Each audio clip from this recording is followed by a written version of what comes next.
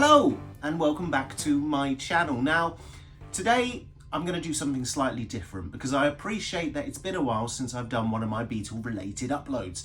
And that is I'm going to discuss something that I've not brought up previously on the channel, and that is the Deagostini 2017 stereo versions of the Beatles records.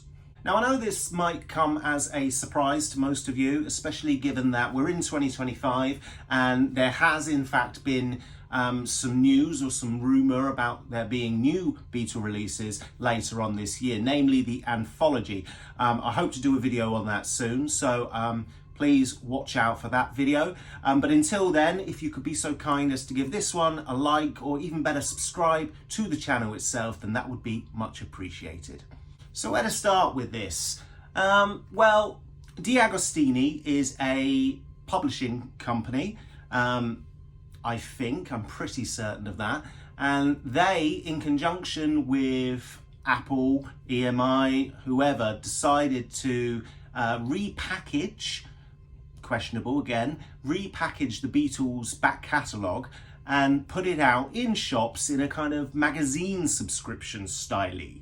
Now, when I first found out about this, and interestingly, this is kind of my response when I saw these albums in the shop, and I'll give you an example. When I was in Tesco, in my local Tesco, I saw a big magazine stand which had, I can't remember what album it was I saw. I think it was Help or something like that. And they had tons and tons and tons of these, and they come with backing card. And they were just on display absolutely everywhere with your local kind of magazines, with your regular magazines. And the way I viewed them, the way I looked at them when I was in the shop, is I couldn't help but feel like, ooh, it kind of felt a bit budget. Every album that I picked up was kind of knocked, bashed, the condition wasn't particularly good. You really had to kind of search the racks in order to find a decent copy. And I know that has been a kind of common complaint of people for those who actually bought the entire series. But for me, I couldn't help but feel that there was something quite, well, not right about these editions, if you will. Something just seemed a little bit off, something seemed a little bit cheap to me. Maybe it was just because they were on the shelves in my local Tesco, rather than me having to kind of, you know, find a record store somewhere and hunt these things down. It just felt peculiar. And that was something I got wrong. And I'll come to that in a minute. But that's really why I wanted to do this video, because I wanted to discuss what my experience is now with these Deagostini albums.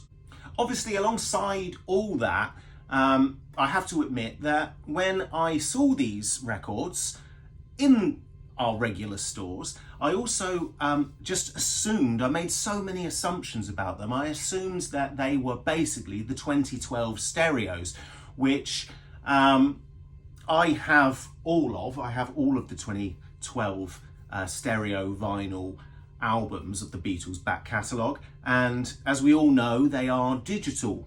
They are digital copies that have been put onto vinyl, and therefore any of the kind of benefits that you get from listening to records are kind of, well, you don't get many benefits from it. You might as well have got the CDs. And that was something in 2012 that I didn't really truly appreciate until now.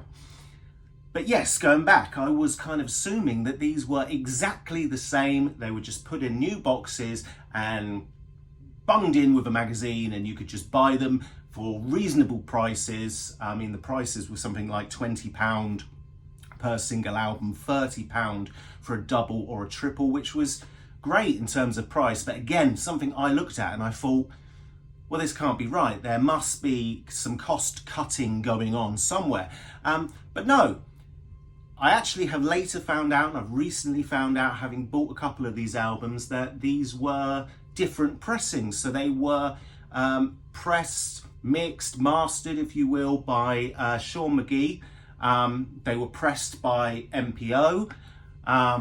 So actually what you're getting is a completely different variant of those albums, and not the 2012s that I first thought we were getting. Now, of course, had I known this, I would have probably snapped them all up at the time. In fact, I regret not doing so. One of the things about being a kind of Beatles collector, if you will, is that you often hold regrets about what you decided not to pick up in the past. And I've got many of those alongside the 2014 monos. But yeah, to cut a long story short, recently I bought two of these albums. I bought Help and I bought Magical Mystery Tour.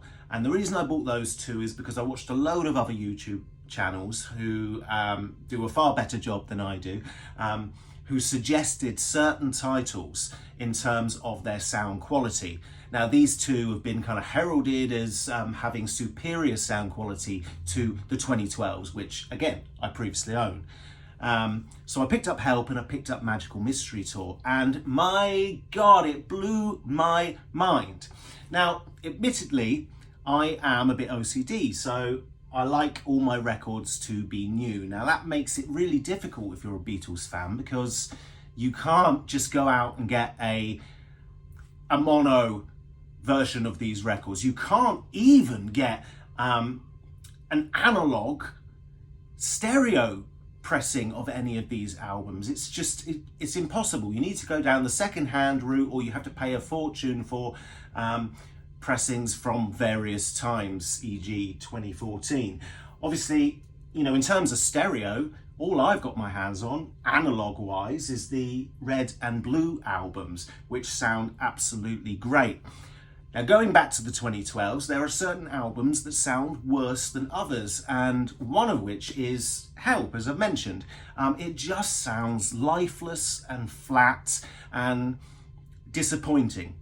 Now, I'm someone I've listened to many early pressings in the past, through friends. I've owned second-hand copies in the past, so it's not as though I'm a complete novice to hearing these.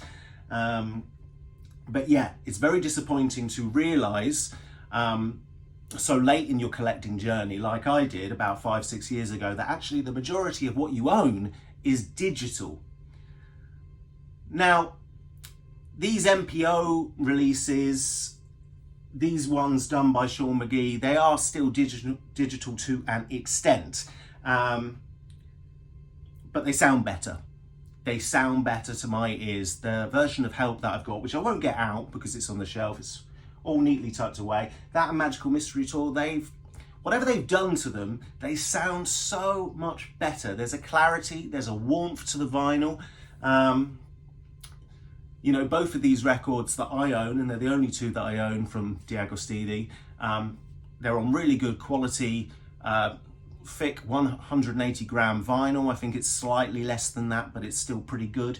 Nice and flat, very, very kind of noise free in between tracks. They just sound incredible. And to my ears, for someone who, if you're someone like me who doesn't want to pick up second-hand records and prefers to go down the new route, they are far superior, those two versions, to the 2012s that I already own.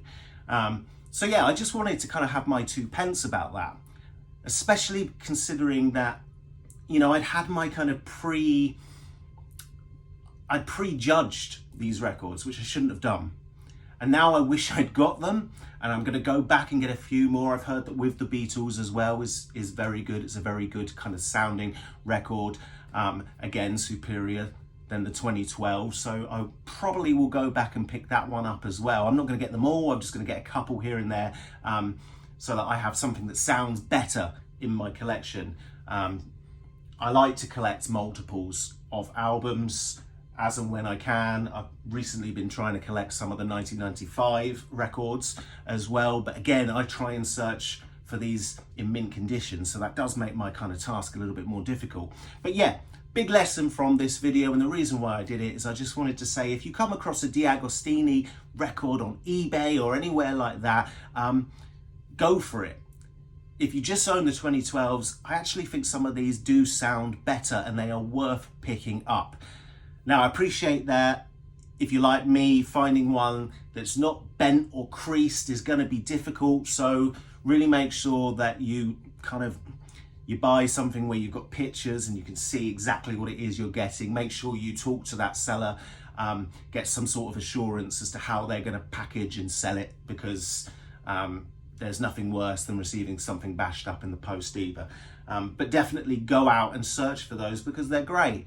And again, another lesson where I'm kind of sat here looking a little bit red-faced, wishing I'd bought the whole collection at the time. But anyway, so that's it. That's what I wanted to talk about today, and I hope you enjoyed this video. Next time, like I said, and I alluded to earlier, I'd like to kind of give my thoughts on what's coming next, and that is hopefully the anthology series and all that might involve. A brand new anthology series has been that's been put out there as the possibility for later on this year. I'd like to give my thoughts as well as my arguments as to what I think we should have been getting instead, i.e. Rubber Soul, but that's that for another day. But anyway, yeah, I hope you enjoyed this video, and please do check out the next one. I'll see you next time.